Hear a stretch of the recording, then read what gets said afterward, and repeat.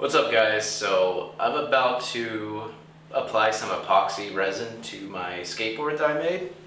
I did this custom skateboard here, and it's hand painted, but the issue is that the customer actually wants their kid to ride it, and this paint can easily be scratched off, so I'm going to apply a durable epoxy resin coating over just this backside of the skateboard. So first step, I covered all the bolt holes on the back side with blue tape, and also I found one of the wood layers here. It's like 7-ply, so I followed, I'd say, the third one down and followed that line with a blue tape all the way, so when the epoxy is cured I can just pull this and it'll be a clean line dividing the area of non-epoxy and epoxy. So another thing I did is I put it on a piece of cardboard, so if it gets messy I can just throw the cardboard away. And also I wanted to leave the board elevated because the epoxy is going to drip, so you want to be able to clean off the drips and you don't want the board getting stuck to anything.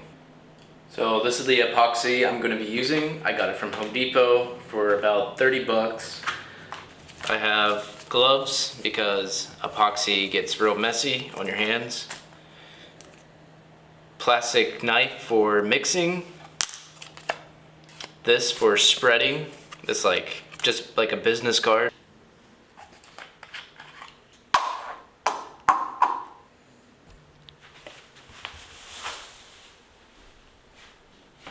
So I stopped at 4 ounces with the part A.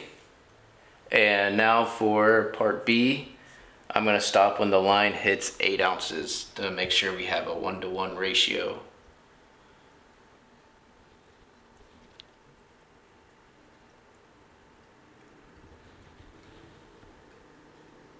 A little bit more. So now I have my plastic knife, and you can pretty much use anything to mix, but so I'm going to mix for about 2 minutes.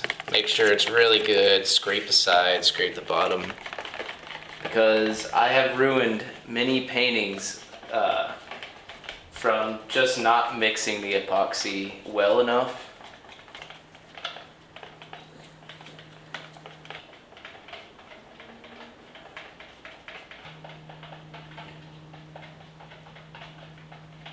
So now the epoxy is mixed very well. I'm going to start pouring. So I usually like to pour somewhere like in the middle, and then I use that business card and I'll spread it out.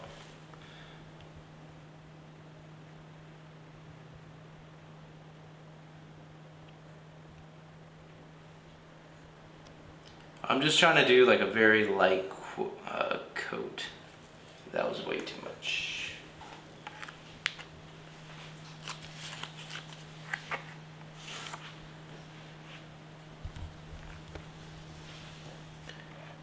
Another thing, when you're spreading it, you want to make sure you're spreading it lightly because you don't want to scratch the painting.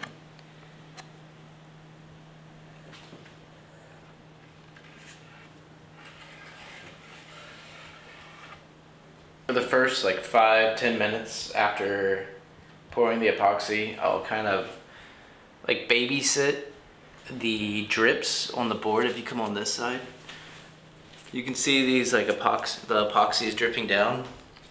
Just to save you the future when you're trying to take the tape off, I'll go over and just take these drips off. And then probably in about 2 minutes or so, we'll get the drips again. So another crucial part to applying epoxy is a heat gun.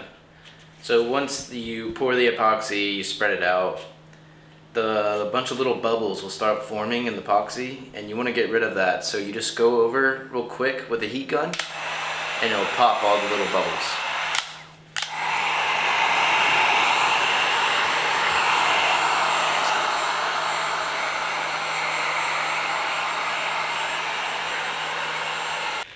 Now we're just playing the waiting game for the epoxy to fully cure. So I like to leave this overnight.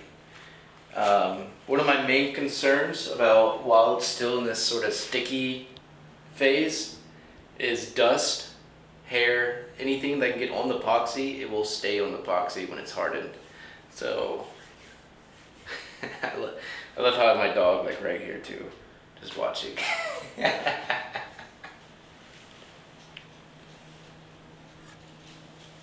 Well, it looks like the epoxy is hard. It's been about 24 hours. Let's take the tape off and see how it looks.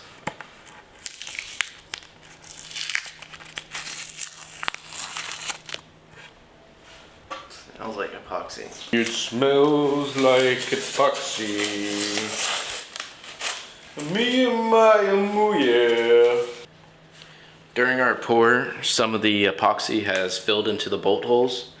So I got a drill bit about the same size as the holes, and you just have to re-drill it.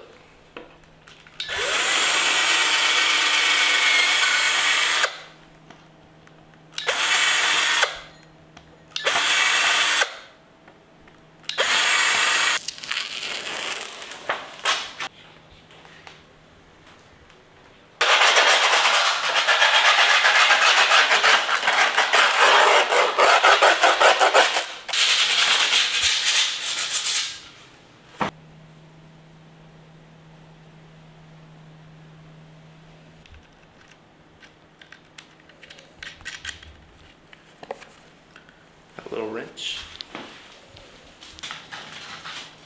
I'm